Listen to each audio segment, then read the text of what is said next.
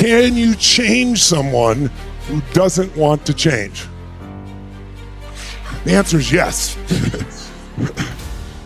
However, to change someone who doesn't want to change, you must find something called what? Leverage. Leverage is what makes change go from a should to a must. See, write this down if you would. Change is never a matter of ability. It's always a matter of motivation. Or another word for that is drive or reasons. I'll say it again. Change is never a matter of ability. Anyone can change. It's always a matter of motivation or drive, or another word for it would be reasons. I remember I was doing work one time with a woman and she was very health oriented. She was a colon hydrotherapist, but she was very ill. And part of it is you can make yourself ill no matter what you eat, no matter what you do. If you do enough in your head that makes you feel sick. And she was a major worrier all the time. And I remember I was talking to her and I was trying to help her. We were doing an intervention and I was trying to help her find the way to get to make the changes that were necessary. And she knew what she needed to do. Have you ever felt this way? How many of you have an area where you know what you need to do, but you're not effing doing it? Who can relate here? Say I. So the only reason you're not doing it is you don't have strong enough reasons. It's because whatever you're doing that's not good meets some of your needs for certainty or significance or variety or connection. You learned that the other day, right? You can meet your needs in negative ways. But the reason you want to change is it doesn't meet all your needs, like let's say growth or contribution or love. So in order to create change, we need more reasons to push us over the edge. So if you want to make a shift, you got to make it a must. And so the goal is to make it a must. And that's why I said to them, anyone can change. It's not a matter of ability, it's a matter of motivation. We have to find what's going to motivate them, what's going to put the leverage, what's going to make change a must for them. Now, change happens in seconds. People say, no, it takes forever to change. It might take you forever to make the decision. You finally say, enough of this, not of their moment, not of their day. Who's been in a relationship way too long? Who stayed in a relationship way too long? Say, I. You knew it was wrong. You knew it wasn't good for them. You knew it wasn't good for you. Why'd you stay? You stayed because it met some of your needs. Well, at least, even though it's not great, it's what you know. It's certainty. Certainty has a certain level of comfort to it, right? It might have been, you imagined it being better. There's so many ways that you can duck change. But it's not a matter of ability. If there's a strong enough reason, you will do it. So one of the ways people avoid change, listen to me now, is wherever they're experiencing pain that would give you leverage to change, they exit that time frame. You ever wonder how someone could go to a doctor, they're told they have lung cancer, they smoke, and the doctor says, if you don't stop smoking, you're gonna die, and they keep smoking. You would think that would be enough leverage for some people. Some people that still won't do it. You know why? Because their brain goes, well, George Burns smoked until he was 102 years old. And they say, because no one knows the future, so you can make it up. Or they escape the leverage by saying, well, I've smoked in the past and I was okay. We've all had moments of change. Who's had a relationship like that and you finally got to a point where you said, no more, not another moment, I'm out of here. It was painful in the past, it's painful in the present, it's painful in the future, it's over. Who's done this? Say I. When you link pain to the past, present, and future, there's no escape. And so you change. How many got something that needs to change?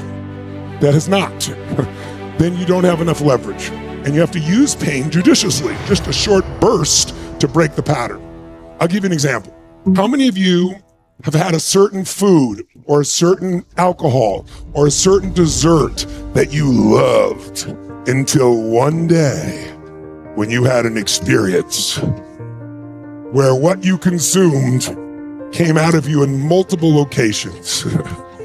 And as a result, this food, this particular alcohol, this particular dessert that you used to love, you have no desire for it. It doesn't take willpower. You have no desire. It almost makes you sick to think of it. Well, guess what? You changed in a moment. How did the change happen? All that happened in that moment is your brain changed what it associated in your nervous system. It's a technical term. It's called neuroassociation. It just means your brain linked pain to what it used to link pleasure to. And when you link enough pain to something, your brain will avoid it at all costs. If you link enough pleasure, your brain's gonna go for it. The bottom line is, what happens to us can be horrific, but what really controls us is the meaning. Have you gotten that now? So no matter how horrific the experience we've all been through, and there's a lot of horrific experiences we'll go through in our lives, we got to know that we can heal any of those as long as we can find a greater meaning. Somehow that makes us stronger, makes us care more, makes us give more.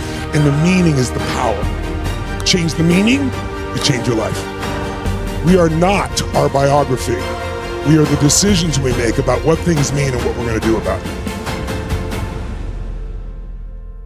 I usually will turn on the TV in the background, put some old movie or some news or something on. I see this black and white movie called A Christmas Carol, the Dickens classic. And as I started to watch, I saw that movie through different eyes. Because what is the Christmas Carol about? You all know the story, right? And the main character who didn't want to change. Scrooge is this man who doesn't want to change. And he thinks he's successful because he's mean.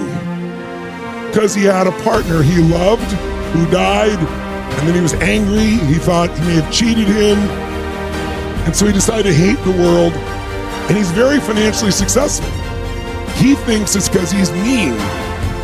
Many times in life, we do things and we think they contribute to our success or failure and it has nothing to do with it. What makes you believe something? If you're in a relationship and it's so loving and it is so passionate, it's the greatest relationship you've ever had, and then boom, it ends brutally, painfully. What is your brain gonna do? It never wants to feel this way again. So it's gonna quickly make up a meaning, a guardrail to protect you. But see, the wall that protects you also imprisons you.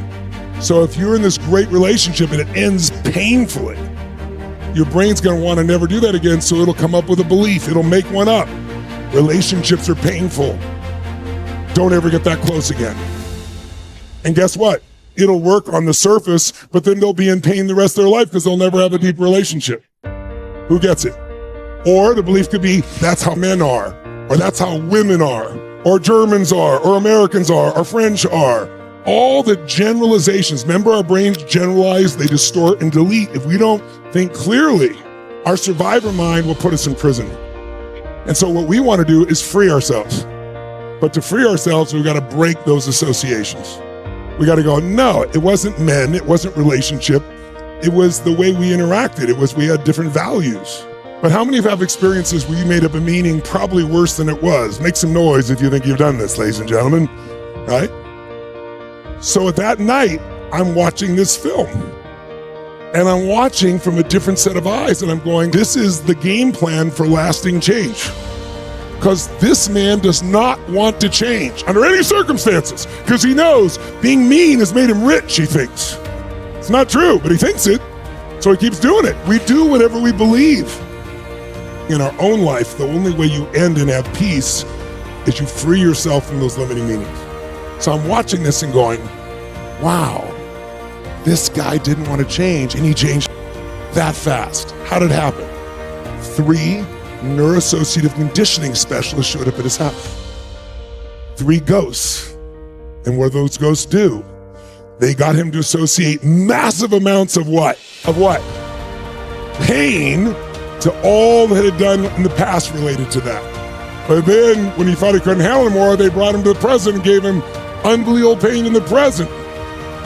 And then he thought he was done, and they took him all the way to the future, all the way to the moment of his death, and put him in eternal pain, he thought.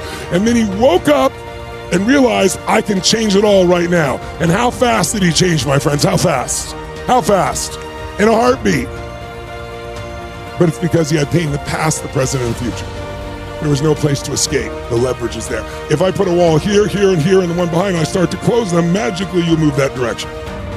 So we want to do that for ourselves. We want to free ourselves. Who's up for that? Say aye.